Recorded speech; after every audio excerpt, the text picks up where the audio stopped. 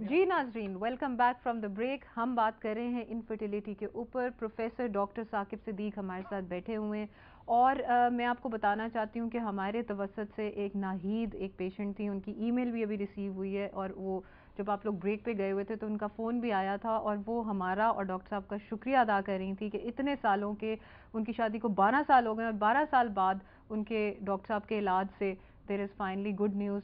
تو very good, congratulations to Nahid, and ہم we feel really glad. اور سچی بات ہے کہ جس کو کہتے ہیں نا، I am getting a little emotional, کہ ہم نے یہ چیز جو ہم چاہتے ہیں کہ ہم لوگوں کے ڈور اسٹیپ پہ ہیلتھ پہنچا سکیں، فٹنس پہنچا سکیں فرام دا صحیح پیپل اسپیشلسٹ سے، وہ ہم کام شکر ہے ہم نے کر لیا. آپ جیسے اور بھی لوگ یا ارد گرد جو لوگ ہوں، دے کین اپروچ ڈاکٹر صاحب تھرو آس یا ڈائریکٹلی تھرو مڈ سٹی میں بھی یہ پریکٹس کرتے ہیں. اچھا ڈاکٹر صاحب، ہم بات کر رہے تھے ٹیوبل بلاکیج کی، تو ٹیوبل بلاکیج میں ایک کاز ٹیوبرکلوسس بھی ہے. جی ٹیوبرکلوسس. تو یہ اس کے بارے میں ذرا ناظرین کو تھوڑا اویئر کریں، کیونکہ ٹیوبرکلوسس ہوئی ہوتی ہے اور لوگوں کو پتہ ہی نہیں ہوتا. وہ سمجھتے ہیں کہ صرف کھانسنے سے اور پھر کھانسی میں خون نکلنے سے ہی ٹیوبرکلوسس ہوتی ہے. جی بالکل صحیح آپ نے فرمایا. ٹیوبرکلوسس صرف چھاتی کا ہی نہیں ہوتا، ٹیوبرکلوسس ڈفرینٹ آرگنس کا بھی ہو سکتا ہے. جس طرح بونز کا ٹیوبرکلوسس بھی آپ نے سنا ہوگا، وہ بھی ہو سکتا ہے. اسی طریقے سے جو فیمیل جینیٹل آرگنز ہیں، فیمیل ریپروڈکٹیو سسٹم جو ہے، اس کا ٹیوبرکلوسس بھی ہو سکتا ہے. صحیح، رائٹ. سو یہ ٹیوبرکلوسس عام طور پہ وہ لنگ سے ہی بلڈ کے ذریعے سے وہاں پہنچتا ہے. ہاں جی. اور وہ ٹیوبرکلوسس جو ہے وہ جب پہنچے تو اس کی علامات جو ہیں وہ یہ ہوتی ہیں کہ پیریڈز ارریگولر ہو جاتے ہیں، پیریڈز شروع میں زیادہ آتے ہیں، آہستہ آہستہ کم ہو کے پیریڈز بند بھی ہو سکتے ہیں. صحیح. باقی علامات وہی ہیں جو کسی بھی ٹیوبرکلوسس کی ہو سکتی ہیں، کہ ویٹ جو ہے وہ لوز ہوتا ہے، ٹھیک ہے، اور ہلکا ہلکا شام کو بخار ہو جاتا ہے. لیکن لوگوں کا دھیان نہیں جاتا ٹی بی لوگوں کا کی طرف. دھیان نہیں جاتا اس طرف. تو اگر اس طرح کی علامات ہوں تو اپنے ٹی بی کا ٹیسٹ ضرور کروانا چاہیے. اور اگر گائنی کے ڈاکٹر کے پاس جائیں گے تو وہ عام طور پہ ایک ٹیسٹ جس کو ہم ڈی این سی کہتے ہیں، وہ کر کے ہم دیکھ لیتے ہیں، اور اسے ٹیوبرکلوسس اگر ڈائگنوز ہو جائے. اور ٹیوبرکلوسس ایک ایسی بیماری ہے جو کہ قابل علاج ہے. یہ اپنے ناظرین کو یہ پیغام دیں کہ ٹیوبرکلوسس چاہے چھاتی کا ہے، چاہے آپ جینیٹل ٹریکٹ کا ہے، یہ قابل علاج ہے. اس کا 8-9 مہینے کا اس کا علاج جو ہے ریگولر کورس کرنا پڑتا ہے. کورس کے بعد کمپلیٹلی وہ ٹھیک ہو جاتا ہے. اس کے بعد ڈاکٹر صاحب ہو جاتے ہیں بچے لوگوں کے؟ بالکل ہوتے ہیں. اچھا. لیکن اگر ٹیوبرکلوسس ہو گیا ہے، اور خاص طور پہ فلوپین ٹیوبز کا ٹیوبرکلوسس ہو گیا ہے، اور اس کو ٹریٹ نہیں کیا گیا، اور وہاں کرونک انفیکشن ہوئی ہے، تو پھر ٹیوبز بلاک ہو جاتی ہیں. پھر ایسی ٹیوب بلاک ہوتی ہیں جو کہ آپریشن سے کھل نہیں سکتی، جس کا بھی ہم بات کر رہے تھے. اگر نہیں کھل سکیں گی، پھر صرف اور صرف اس کا علاج وہ ٹیسٹ ٹیوب بیبی ہے. اور اگر ٹیوبرکلوسس جو ہے وہ فلوپین ٹیوبز کے ساتھ ساتھ جو یوٹرس ہے، جس کو ہم رحم کہتے ہیں یا بچہ دانی کہتے ہیں، اگر وہاں بھی پہنچ چکا ہوا ہے تو پھر ٹیسٹ ٹیوب بیبی میں بھی چانسز بڑے کم ہو جاتے ہیں. اچھا، یعنی کہ یہ تو آپ کو معلوم ہوگا کہ ٹیسٹ ٹیوب بیبی میں چانس جو ہے پریگننسی ہونے کا 35 to 40% کے قریب ہوتا ہے. اور اگر ایک خاتون کو ٹیوبرکلوسس کی وجہ سے فلوپین ٹیوبز تو بلاک ہیں ہی ہیں، اور ساتھ یوٹرس میں بھی افیکٹ کر جائے، یوٹرس کے اندر بھی اگر دیواریں آپس میں چپک جائیں، تو چونکہ ایمبریو امپلانٹ ہونے میں مشکل ہوتی ہے، تو ایون ٹیسٹ ٹیوب بیبی سے بھی چانسز جو ہیں وہ کم ہو جائیں گے. صحیح. ڈاکٹر صاحب ہمارے ساتھ ایک کالر ہیں. جی ہیلو، السلام علیکم. Hello hello hello. جی السلام علیکم. جی وعلیکم السلام. جی کون بات کر رہی ہیں؟ میں مسز ارشد بات کر رہی ہوں. جی مسز ارشد، آپ کا کیا کوشچن ہے؟ ڈاکٹر ثاقب صاحب ہمارے ساتھ بیٹھے ہیں. میرا ان سے کوشچن ہے کہ میری ایک ہے کزن، ان کے نا 7 ایئرز ہو گئے ہیں شادی کو نا، تو مطلب اب ان کی پرائمری انفرٹیلیٹی ہی ہے. تو میں نے ان سے نا آئی وی ایف کے بارے میں پتا کرنا تھا، تو مجھے ذرا ان کے بارے میں گائیڈ کر دیں اور ان کے چارجز وغیرہ بھی بتا دیں. اچھا آپ ذرا لائن پہ ہی رہیں، ہو سکتا ہے ڈاکٹر صاحب آپ سے کوئی سوال کرنا چاہیں. جی آپ مسز ارشد سے کوئی سوال؟ نہیں سوال تو کوئی نہیں، میں ان کا جواب ہی. ٹھیک ہے، thank you for calling Mrs Arshad. جی انہوں نے یہ فرمایا کہ شادی کو 7 سال ہو گئے ہیں، اور چونکہ ان کے وہ کزن ہیں، ان کو خود تو معلوم نہیں ہوگا ان کی ہسٹری وغیرہ کیا ہے. پہلی بات تو یہ میں یہ بتانا چاہوں گا کہ ضروری نہیں ہے کہ 7 سال شادی کے ہو جائیں تو اس کا علاج صرف ٹیسٹ ٹیوب بیبی ہی ہے.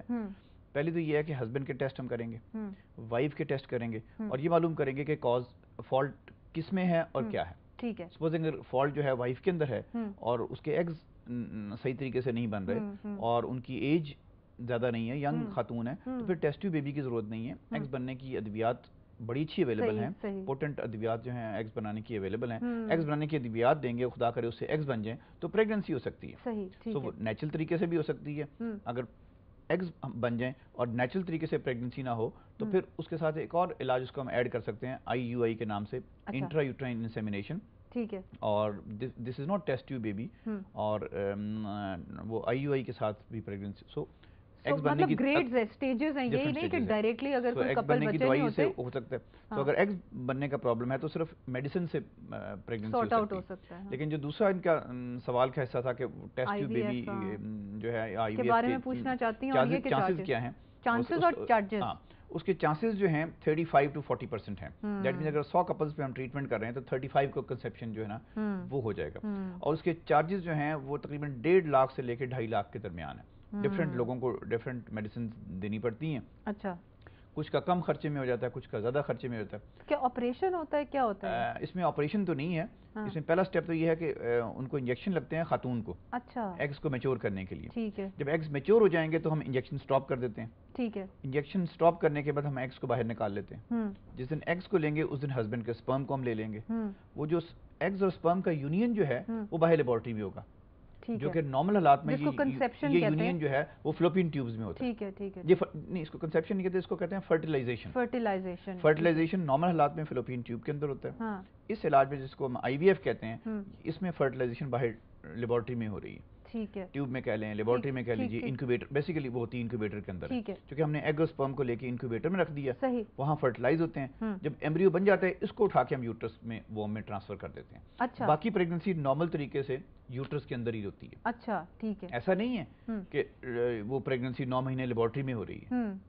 ایکچولی ناول میں یہی تھا, جس ناول سے یہ لفظ لیا گیا ٹیسٹ ٹیوب بیبی کا, اس ناول میں ایسا ہی لکھا گیا تھا کہ وہ جو 9 مہینے جو ہے نا پورے بچہ جو ہے انکیوبیٹر کے اندر لیبورٹری کے اندر بن رہا ہے, خود ہی بن رہا ہے. ہسبینڈ سے سپرم لے لیے, وائف سے ایگ لے لیے, اور اس کے بعد فرٹیلائزیشن جو ہے. لیکن ایکچوئل میں ایسے نہیں, ایکچوئل ایسا نہیں ہے. یہ پچھلے پروگرام میں بھی میں نے یہ وضاحت کی تھی. فرٹیلائزیشن جو ہم انکیوبیٹر میں کرتے ہیں وہ کتنی دیر لگتی ہے؟ ڈاکٹروں کی اور سائنسدانوں کی کوشش کے باوجود آج تک اس طرح کا ٹیسٹ ٹیوب بیبی پیدا نہیں ہوا. ڈاکٹر صاحب بننا بھی نہیں, جس میں یوٹرس کی ضرورت نہ پڑے. بنے گا بھی نہیں, بنے گا بھی نہیں, ہے نا. کوشش کرے تو شاید بن بھی جائے, ویسے ایسی کوئی بات نہیں. سو یہ ایمبریو جو ہے صرف 3 دن کا پروسیس ہے, وچ مینس کہ ایگز اور سپرم اور فرٹیلائزیشن جو انکیوبیٹر میں ہو رہی ہے صرف 3 دن میں مکمل ہو جاتی ہے. ٹھیک ہے. 3 دن میں ایمبریو بن جاتا ہے, پھر ایمبریو کو اٹھا کے ہم یوٹرس کے اندر ٹرانسفر کرتے ہیں. باقی پریگننسی نارمل طریقے سے ہی چلتی ہے. So what is the difference between conception and fertilisation? Fertilisation کا مطلب بیسیکلی یہ ہے union of the egg and the sperm. ٹھیک ہو گیا. Embryo formation. ٹھیک ہے. Conception means implantation of the embryo. اچھا. ایک ہے ایمبریو کا بننا, ہاں, جو کہ میل سپرم اور فیمیل کے ایگ کے ملنے سے بنتا ہے, وہ تو ہو گیا ایمبریو بننا. دس از کالڈ فرٹیلائزیشن. ٹھیک ہے. جب یہ ایمبریو یوٹرس میں جا کے امپلانٹ ہوگا, دس از کنسیپشن. صحیح ہو گیا. ڈاکٹر صاحب ایک کالر ہے ہمارے لیے. جی ہیلو, السلام علیکم. السلام علیکم. جی میں ڈاکٹر صاحب سے کہنا چاہ رہا تھا کہ جی کون بات کر رہے ہیں؟ 5 سال ہو گئے. آپ کا نام؟ جی ہیلو, جی آپ کا نام کیا ہے؟ جی میرا نام خرم علی ہے. جی جی خرم علی صاحب, جی فرمائیے. میری شادی کو ہو گئے 4-5 سال. جی جی. تو کچھ نہیں ہو رہا تھا بچہ, تو ٹیسٹ کروایا ہے تو پتہ چلا ہے کہ وہ پرابلم وائف میں نہیں ہے, تو مجھ میں ہے کچھ پرابلم. اچھا. تو میں جاننا چاہ رہا تھا کہ ایسی صورت میں کیا کرنا چاہیے. ٹھیک ہے جی, ابھی ڈاکٹر صاحب سے پوچھتے ہیں. جی ڈاکٹر صاحب, دیکھیں انہوں نے جو ویسے آئی تھنک دس از اے جذبہ that a person himself has come up and said this thing. میرے خیال میں یہ تمام جو ہے مرد حضرات ان کے لیے, جو یہ خواتین ہی, ایون مردوں کا بھی پرابلم تو خواتین فون کر رہی ہوتی ہیں. ہاں exactly. So I think that hats off to this person Khurram صاحب. جی تو اس میں جو انہوں نے پرابلم ہائی لائٹ کیا ہے اس کے اندر میل انفرٹیلٹی اس کو ہم کہتے ہیں کہ سپرم جو ہیں وہ, یا تو سپرم میں 2 چیزیں بیسیکلی ہم دیکھتے ہیں سیمن کے اندر, ایک سپرم کاؤنٹ اور سپرم کی موٹیلٹی. رائٹ. سو سب سے پہلے یہ ہمیں دیکھنا پڑے گا سیمن ٹیسٹ میں کہ سپرم کاؤنٹ کم ہے یا موٹیلٹی کم ہے.